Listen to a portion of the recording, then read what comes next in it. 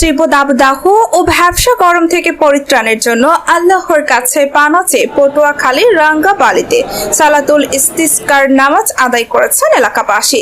চরমন্তাজ লঞ্চঘাট এলাকার সাধারণ মুসল্লি ও মসজিদ ই নূর জামে মসজিদের পেশ ইমাম মাওলানা কারি মোহাম্মদ আল আমিনের উদ্যোগে এই নামাজ ও দোয়া অনুষ্ঠিত হয়।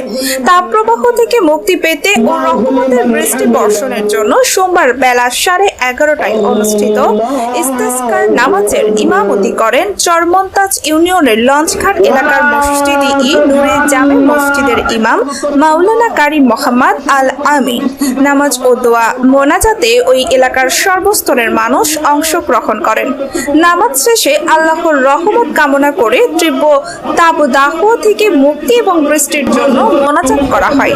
এর আগে দীর্ঘক্ষণ ধরে মসজিদে দোয়া দরুদ পাঠ করেন নামাজে অংশ নিতে আসা মুসল্লিরা। গরমে খুব ক্লান্ত, মানুষ গরমে খুব